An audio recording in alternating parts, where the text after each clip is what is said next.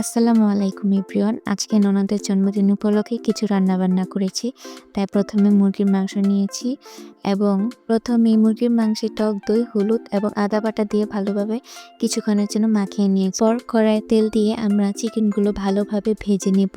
হালকা বাদামি করে ভাজতে হবে, তাহলে আমাদের চিকেনের কালারগুলো সুন্দর আসবে। আমি রোস্ট রান্না করার জন্য একটি দেশি মুরগি নিয়েছি। আপনারা চাইলে ব্রয়লার মুরগি দিয়েও রোস্ট করতে পারেন। আমি চুলার হিটটা কমিয়ে দিয়েছি, কারণ মাংসগুলো পুড়ে যেতে পারে। আপনারা সকলেই চুলার হিটটা কমিয়ে দিয়ে মাংসগুলো ভেজে নেবেন। রোস্টের পাশাপাশি আজকের জন্য আমি পোলাও রান্না করেছি এবং মাছের মাথা দিয়ে মুড়িঘণ্ট করেছিলাম। চিকেনগুলো তুলে নিয়েই চিকেন ভাজা তেলে আমরা পেঁয়াজ কুচি দিয়ে দিয়েছি এবং পেঁয়াজ কুচিগুলো ভালোভাবে ভেজে নিচ্ছি যেন বাদামি হয়।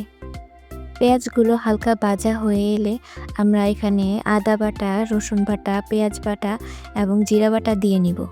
আমার এগুলো দেওয়া হয়ে গেলে তারপর আমি হালকা একটু পানি দিয়ে নিব। পানি দিয়ে ভালোভাবে একটু কষিয়ে নিব। এই পর্যায়ে আমি স্বাদমতো লবণ দিয়ে দিব। আপনার যার যতটুকু প্রয়োজন আপনারা স্বাদমতো লবণ দিবেন। এরপর আমরা রাঁধুনি রোস্টের মশলাটা অ্যাড করে দিব। মশলা দেওয়া হয়ে গেলে আমরা এটা ভালোভাবে কষিয়ে নিব আর একটু পানি দিয়ে। আপনাদের বাসায় যাদের বাচ্চা রয়েছে তারা অবশ্যই রোস্ট রান্না করে দিতে পারেন। এখানে আমি একটি সস ব্যবহার করেছি এবং টক দই ব্যবহার করেছি। যদি বাসায় টক দই না থাকে তাহলে আপনারা দুধে লেবুর রস চিপে ব্যবহার করতে পারেন। আমাদের কষানো হয়ে এলে আমরা ভাজা চিকেনগুলো এর ভিতর দিয়ে দিব।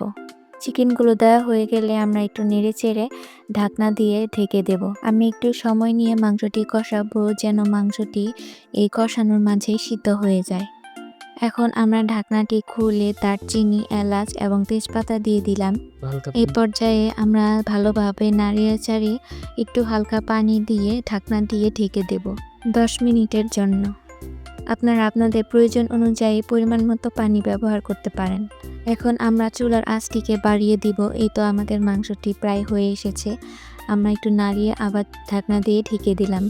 হঠাৎ করে আজকে এই আয়োজনটা করছি আমার ননদকে খুশি করার জন্য। আমার এই রান্নাটি আপনাদের কাছে কেমন লেগেছে আপনারা অবশ্যই কমেন্ট করে জানাবেন। আপনারা দেখতেই পাচ্ছেন আজকে আমি এই রান্নাগুলো করেছি, পোলাও, রোস্ট, মাছের মুড়িঘণ্ট। আজকের মতো এই পর্যন্ত। আপনারা সকলে ভালো থাকবেন, আমাদের পেজটাকে শেয়ার করে দেবেন। আল্লাহ হাফেজ।